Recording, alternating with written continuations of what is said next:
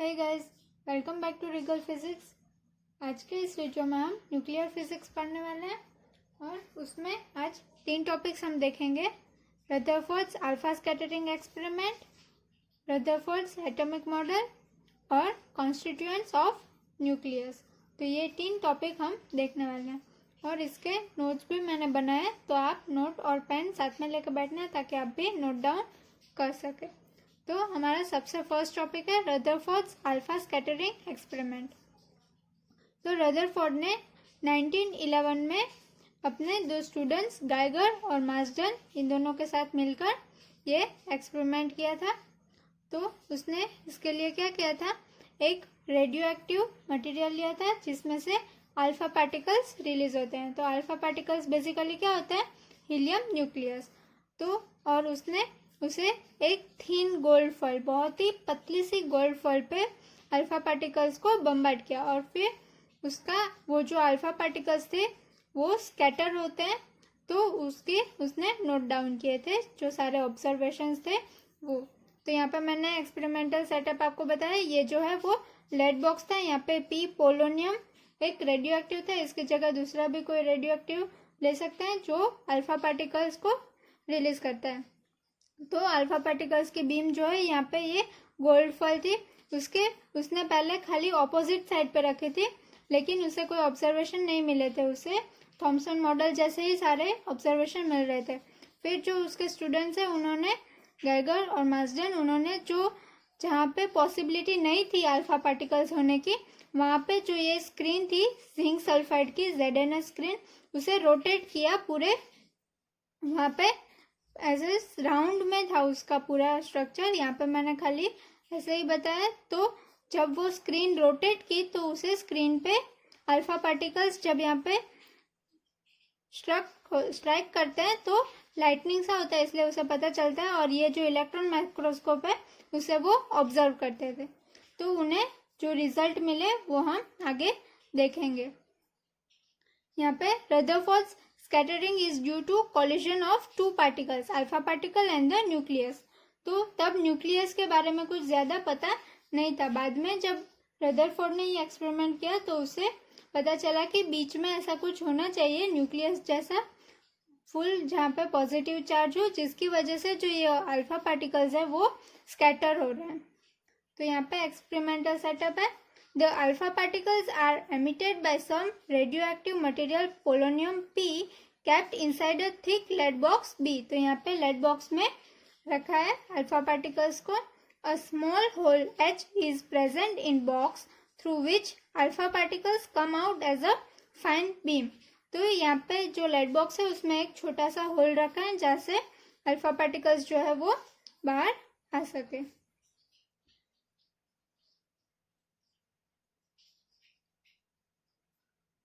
This beam is then allowed to fall on a thin gold foil F। फिर उसे gold foil पे allow किया जाता है। While passing through the gold foil, the alpha particles are scattered through different angles। तो जब वो gold foil से पास होते हैं तो वो डिफरेंट एंगल्स पे स्कैटर होते हैं। A zinc sulfide screen was placed on the other side of gold foil। तो गोल्ड फॉइल के दूसरी साइड पे ये ZNS स्क्रीन को रखा था। The screen was movable so as to receive the alpha particles scattered from the gold foil at angles varying from 0 to 180 degree. तो 0 से 180 डिग्री तक उसे रखा था ताकि जो भी अल्फा पार्टिकल्स स्कैटर हो रहे हैं उसे वो कैच कर सके। When an alpha particle strikes the screen, it produces a flash of light and it is observed by the microscope। तो जब अल्फा पार्टिकल्स है वो स्क्रीन को स्ट्राइक करते हैं तो फ्लैश लाइट होती है जिसको माइक्रोस्कोप की हेल्प से ऑब्जर्व कर सकते हैं। तो अब नेक्स्ट हम उसके ऑब्जर्वेशंस देखते हैं कि जो रदरफोर्ड ने एक्सपेरिमेंट किया तो उसमें उसे कौन कौन से ऑब्जर्वेशंस मिले। It was found that most of the alpha particles passed through the gold foil with small deviation. तो जो ज्यादातर अल्फा पार्टिकल्स थे वो बहुत ही स्मॉल एंगल से डिविएट हुए, मतलब बहुत ही स्मॉल एंगल से उनका स्कैटरिंग हुआ। There were a few particles that were scattered through large angles। तो उसमें कई सारे बहुत ही कम पार्टिकल्स ऐसे थे अल्फा पार्टिकल्स जो कि लार्ज एंगल में मतलब कि बहुत ही बड़े एंगल से स्कैटर हुए.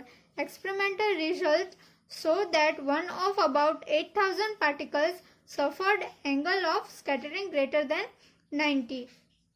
तो 8,000 पार्टिकल में से कोई एक ही पार्टिकल ऐसा था जो 90 डिग्री से ज़्यादा मतलब कि बैकवर्ड डायरेक्शन में फिर से आया हो स्कैटर होके. और कई बहुत सारे पार्टिकल्स में से कोई एक ही पार्टिकल ऐसा था जिसका हेड ऑन कोलिशन भी हो रहा था. तो उन्होंने ऐसा सोचा कि बीच में कोई ऐसी चीज़ होनी चाहिए कि जिसकी वजह से बहुत ही ज़्यादा रिपल्शन हो रहा है. जो अल्फा पार्टिकल है वो हीलियम न्यूक्लियस है, मतलब पॉजिटिवली चार्ज है, तो बीच में भी कोई पॉजिटिव चार्ज होना चाहिए जो भी बहुत ही स्ट्रांग हो, जिसकी वजह से जो अल्फा पार्टिकल जा रहे हैं वो स्कैटर हो रहे हैं. तो फिर इससे हमें पता चला कि बीच में जो है बहुत सारे प्रोटॉन्स हैं और पॉजिटिवली चार्ज वहाँ पे है. Few of the particles were even scattered directly in the backward direction. तो जो फ्यू मतलब बहुत सारे में से कोई एक या दो ही पार्टिकल ऐसे थे जिसका हेड ऑन कोलिशन हो रहा था और वापस आ रहे थे. तो Thomson's model fail to explain the experimental result.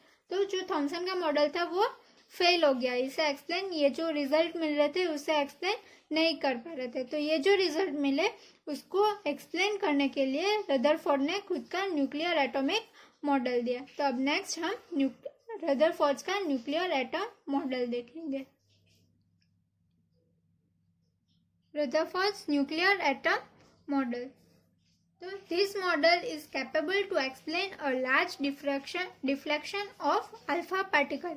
तो जो रदरफोर्ड ने न्यूक्लियर एटम मॉडल दिया वो एक्सप्लेन कर पाया था कि जो अल्फा पार्टिकल्स हम बम्बार्ड कर रहे हैं गोल्ड फॉइल पे उसका स्कैटरिंग क्यों हो रहा है, वो डिफ्लेक्ट क्यों हो रहा है. According to this model the entire positive charge and almost the entire mass of the atom are concentrated within a sphere of radius r small compared to the atomic radius which is of order 10 raised to minus 10 meter. तो जो radius हमारी atomic radius होती है उससे छोटी radius कोई capital R, उसके जो स्फीयर है आर रेडियस का जो स्फीयर है उसके अंदर ही पूरा मास जो है एटम का वो कॉन्सेंट्रेटेड है और एंटायर पॉजिटिव चार्ज. तो जो भी सारे प्रोटॉन्स है एटम के अंदर वो सारे ये स्फीयर ऑफ रेडियस आर में अंदर आ जाते हैं. The electrons revolve around this nucleus some distance away. और जो इलेक्ट्रॉन्स है वो न्यूक्लियस में थोड़ी डिस्टेंस पे रिवॉल्व कर रहे हैं. The dimension of nucleus and of the electron are negligibly small as compared to the size of the atom. Hence, most of the volume occupied by atom is empty space. तो Rutherford ने बताया कि जो उसके experiment से उसे पता चला कि न्यूक्लियस का जो डायमेंशन है और इलेक्ट्रॉन का डायमेंशन वो दोनों एटम के डायमेंशन में बहुत ही स्मॉल है, बहुत ही छोटा है. इसलिए जो एटम है उसमें ज़्यादातर वॉल्यूम एम्प्टी स्पेस है. When an alpha particle passes by very close to the center of the atom, it feels a strong electrostatic repulsive force due to the entire positive charge of atom and hence is scattered at a relatively large angle. तो जो alpha particle है जब वो gold foil पे attack करता है तो तब जब वो बहुत ही क्लोज बहुत ही नज़दीक से जाता है, न्यूक्लियस के नज़दीक से पास होता है तो उसे बहुत ही स्ट्रॉन्ग रिपल्सिव फोर्स लगता है. उसकी वजह से उसका स्कैटरिंग बहुत ही ज़्यादा होता है. और जब वो कंपैरेटिवली दूर से जाएगा तो यहाँ पे पॉजिटिव चार्ज से दूर से जा रहा है जब अल्फा पार्टिकल तो उसमें रिपल्सिव फोर्स थोड़ा कंपैरेटिवली कम लगेगा और उसका स्कैटरिंग स्मॉल एंगल पे होगा. यहाँ पे बहुत ही लार्ज एंगल पे होगा क्योंकि यहाँ पे रिपल्सिव फोर्स ये जो अल्फा पार्टिकल आ रहा है वो भी पॉजिटिव है और जो हमारा न्यूक्लियस है वहाँ पे ही सारा पॉजिटिव चार्ज कॉन्सेंट्रेटेड है, इसलिए बहुत ही स्ट्रॉन्ग रिपल्सिव फोर्स लगेगा. As the alpha particle approaches the nucleus from a great distance, the electrostatic repulsion on it is very small and hence is scattered at a relatively small angle. तो जो दूसरी figure में मैंने आपको बताया था कि न्यूक्लियस से दूर से थोड़ा पास होता है तो उसमें इलेक्ट्रोस्टैटिक रिपल्जन थोड़ा कम लेता है, उसकी वजह से वो उसका जो स्कैटरिंग होगा वो स्मॉल एंगल पे होगा. Since electron distribution must give stability to the atom, the electrons could not be stationary. तो जो इलेक्ट्रॉन डिस्ट्रीब्यूशन है वो उसकी वजह से पूरा एटम जो है उसको स्टेबल होना पड़ेगा, इसलिए अगर इलेक्ट्रॉन स्टेबल हो गए तो जो हमारा एटम है वो स्टेबल नहीं हो पाएगा, इसलिए इलेक्ट्रॉन्स को स्टेशनरी नहीं होना चाहिए, वो कंटिन्यूसली मूव करते रहने चाहिए.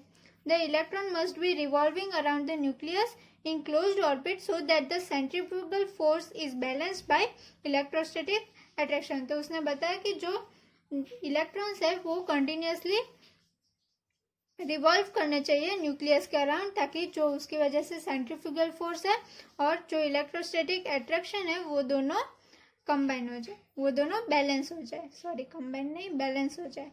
Thus, Rutherford proposed a model in which nucleus plays role of sun and electron correspond to planets of solar system. तो रुदरफोर्ड ने जो ये मॉडल दिया वो हमारे सन और प्लैनेट्स का जो सिस्टम है उसके करस्पॉन्डिंग है, उसके सिमिलर है. तो जहाँ पे सन है उसकी जगह हमारा न्यूक्लियस है और जहाँ पे हमारे प्लैनेट्स है वो इलेक्ट्रॉन को करस्पॉन्ड करते हैं. तो ये था रदरफोर्ड का न्यूक्लियर एटम मॉडल. अब नेक्स्ट हम देखते हैं कॉन्स्टिट्यूएंट ऑफ न्यूक्लियस, मतलब कि न्यूक्लियस के अंदर क्या क्या है. वो तो हमें रदरफोर्ड के एक्सपेरिमेंट से पता चल ही गया है, लेकिन अगर हमें एग्जाम में क्वेश्चन पूछे तो हमें किस तरह लिखना है वो मैं आपको बताऊंगी.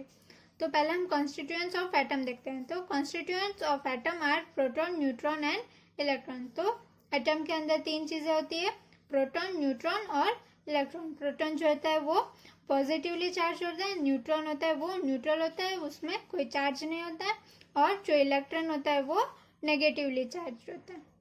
Constituent of nucleus are proton and neutron which are combinedly known as nucleus. तो न्यूक्लियस के अंदर प्रोटॉन और न्यूट्रॉन होते हैं और उसे कंबाइनली क्या बोलते हैं, न्यूक्लियन. इलेक्ट्रॉन जो होते हैं वो न्यूक्लियस में नहीं होते, वो न्यूक्लियस के अराउंड रिवॉल्व करते हैं. Nucleus is surrounded by empty space in there are electrons in which there are electrons. तो न्यूक्लियस के सराउंडेड एम्प्टी स्पेस होती है, फिर बाहर ऑर्बिट में जो इलेक्ट्रॉन होते हैं वो रिवॉल्व करते हैं. The atomic nuclei are made up of two different types of elementary particles, proton and neutron. तो जो एटम का न्यूक्लियाई होता है वो दो डिफरेंट टाइप के एलिमेंट्री पार्टिकल से बना होता है, प्रोटॉन और neutron. The proton carries one electronic unit of positive charge plus E and has a mass about 1836 time the electron mass. तो प्रोटॉन जो है वो उसका पॉजिटिव चार्ज होता है और उसका मास जो है वो 1836 टाइम्स मोर देन इलेक्ट्रॉन. तो इलेक्ट्रॉन से इतना हैवी है और मास ऑफ इलेक्ट्रॉन क्या है, 9.1 इंटू 10⁻31 kg. तो इलेक्ट्रॉन मास से प्रोटॉन का मास इतना ज्यादा है. The neutron is electrically neutral and is slightly heavier than proton. तो जो न्यूट्रॉन है वो इलेक्ट्रिकली न्यूट्रल है, मतलब उसका कोई चार्ज नहीं है और वो प्रोटॉन से स्लाइटली हैवियर है, प्रोटॉन से थोड़ा हैवी है, मतलब हम प्रोटॉन और न्यूट्रॉन का मास ऑलमोस्ट सेम ले सकते हैं. The proton and neutron are held together inside the nucleus by very short range attractive force. तो प्रोटॉन और न्यूट्रॉन जो न्यूक्लियस के अंदर रहते हैं उसके बीच शॉर्ट रेंज अट्रैक्टिव फोर्स होता है, जिसकी वजह से वो न्यूक्लियस के अंदर एकदम कंबाइंड रहते हैं, थोड़े से ही जगह में पूरा कॉन्सेंट्रेटेड रहता है प्रोटॉन और न्यूट्रॉन का मास. जैसे हमने आगे देखा था कि एटॉमिक रेडियस जो होती है उससे छोटी रेडियस आर रेडियस का जो स्फीयर होता है उसके अंदर ही पूरा प्रोटॉन और न्यूट्रॉन का कॉन्सेंट्रेटेड होता है. The sum of the numbers of protons Z and neutrons n inside the nucleus is known as its mass number A. तो जो प्रोटॉन्स होते हैं न्यूक्लियस के अंदर और जो न्यूट्रॉन्स होते हैं, जो प्रोटॉन्स होते हैं उसे Z से इंडिकेट किया है और जो न्यूट्रॉन्स होते हैं उसे N से इंडिकेट किया है. तो उन दोनों को ऐड करके हमें जो मिलता है उसे हम मास नंबर बोलते हैं। और मास नंबर के लिए हमने symbol A, capital A use किया। तो उसका मीनिंग क्या होगा कि A is equal to Z plus N, मतलब Z क्या है, नंबर ऑफ प्रोटॉन्स, और N क्या है, number of neutrons inside the nucleus. और इन दोनों को ऐड करके हमें कैपिटल A मिलता है जो कि हमारा मास नंबर है। तो ये आपको याद रखना है। Obviously A is an integer just as Z and N are. तो जो A है हमें वो इंटीजर ही होगा क्योंकि Z भी हमारा इंटीजर ही है और N भी हमारा इंटीजर है, इसलिए दोनों को ऐड करेंगे या सब्ट्रैक्ट करेंगे तो हमें ऑब्वियसली इंटीजर ही मिलेगा। तो A हमारा जो मास नंबर है वो भी इंटीजर ही होगा। Z is equal to the atomic number of the element in periodic table. तो ये जो Z है वो पीरियोडिक टेबल में जो भी एलिमेंट्स होता है उसका एटॉमिक नंबर होता है। और nucleus of an atom X, तो कोई भी एक एलिमेंट या फिर एटम X लिया है ऑफ एटॉमिक नंबर Z, जिसका एटॉमिक नंबर Z है, एंड मास नंबर A, जिसका मास नंबर A है, is symbolically written as X, subscript में Z और सुपरस्क्रिप्ट में A। तो यहाँ पे जो Z है वो नंबर ऑफ प्रोटॉन्स है और जो A है हमारा एटॉमिक मास है। एटॉमिक मास नंबर हमें कैसे मिलेगा, प्रोटॉन प्लस न्यूट्रॉन। तो कोई भी एलिमेंट X हो उसे हम सिंबॉलिकली ऐसे रिप्रेजेंट कर सकते हैं। तो आज हमने Rutherford's experiment, Rutherford's nuclear atomic model और कॉन्स्टिट्यूएंट ऑफ न्यूक्लियस, ये 3 चीज़ें हमने देखी है। तो उनके नोट्स भी आप प्रिपेयर इसमें से कर सकते हो, मैंने लाइन बाय लाइन किया। और यूनिवर्सिटी के एग्जाम में इसके क्वेश्चन कैसे पूछे जा सकते हैं वो मैं आपको डिस्क्रिप्शन में नीचे बता दूंगी। तो आप वहाँ पे से क्वेश्चन देख सकते हो। 5 मार्क्स में और 4 मार्क्स में पूछा जाए तो आपको इतना लिखना होगा। Thank you.